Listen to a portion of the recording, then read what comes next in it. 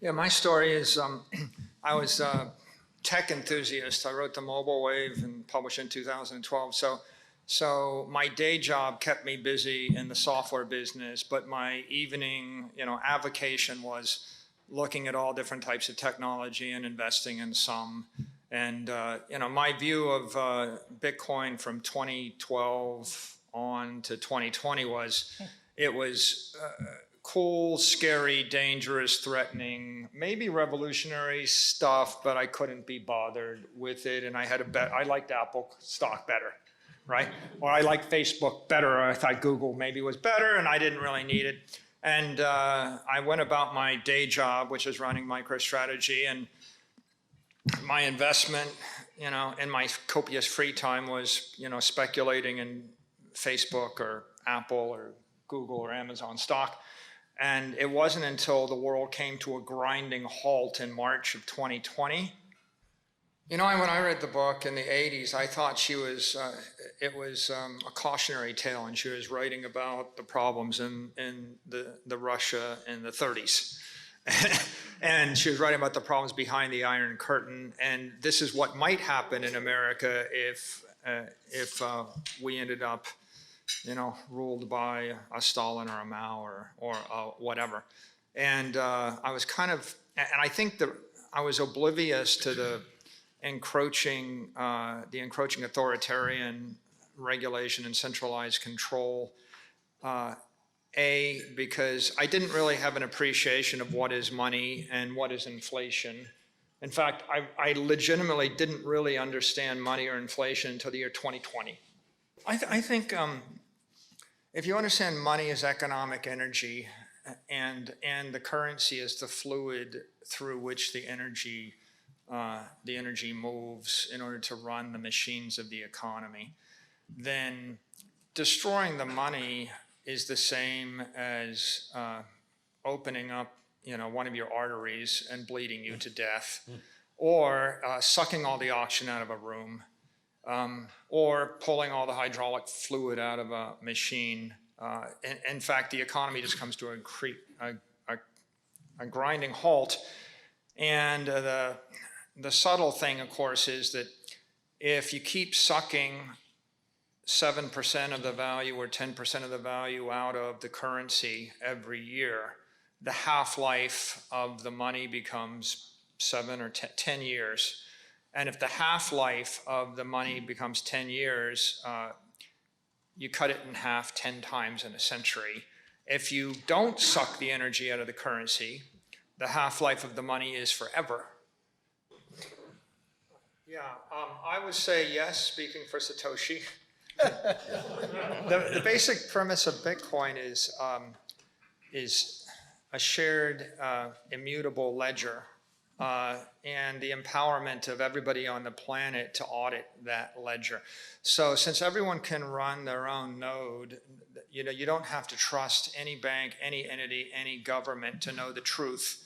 The truth is manifested every 10 minutes in the blocks. The truth is protected by the integrity of the cryptography, and the underlying protocols are naturally conservative in a Newtonian sense and in a physical sense. So they represent conservation of energy. There's 21 million as a cap. You'll never have more than 21 million. So this is a manifestation of the laws of thermodynamics. So the Bitcoin protocol puts absolute transparency of monetary dynamics into the hands of all 8 billion people on the planet. The genius of Satoshi was, I'm going to give 8 billion people the ability to audit the entire 21 million supply. I'm not going to rely upon a central counterparty or bank or government in order to verify that. There's no way to cheat it.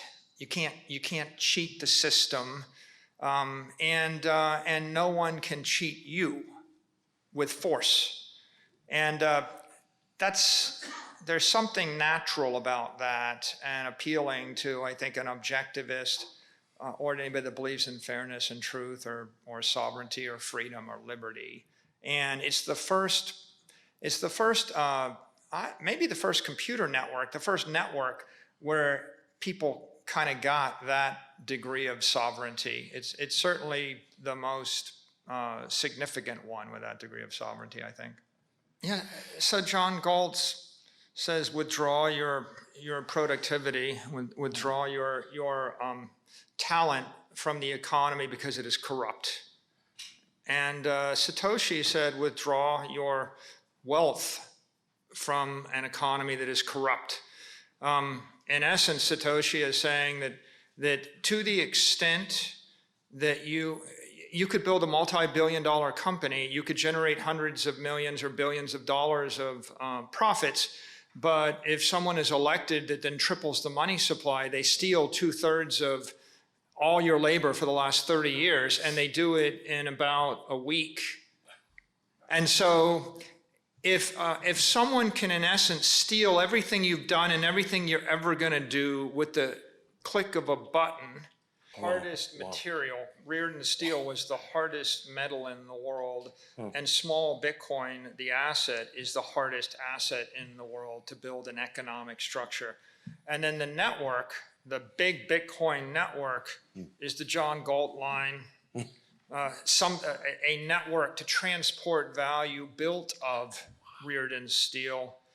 And if you think about all of the systems that are going into this, we're really building a machine, right? And Galt is all about that great machine, the motor, right? We're building a motor to drive the economy to a new level of productivity.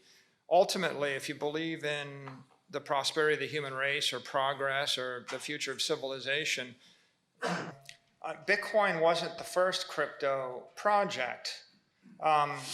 The other projects all relied upon some kind of oracle or some intermediary or some centralized agent of some sort. The things that were launched by, say, Nick Szabo before, and they abandoned all those projects because ultimately they all had an attack surface, and the attack surface was that corporation subject to regulatory capture or that entity. And so along, who is John Galt? Right? No, who is John Galt? He builds something and he disappears. Who is Satoshi Nakamoto? I think Satoshi realized that the only way for us to make this work is we have to build a system that is completely separate from the existing financial structure, the existing power structure. But maybe they will. And Pizza Day was that first, okay, it's worth a couple of fractions of a penny. And then it's worth $1, and it's worth $10, it's worth $100, it's worth $1,000, it's worth $10,000. And so today it's alive, and it's something, but it was able to be bootstrapped without a CEO or board of directors or a headquarters or a nexus or any early founders.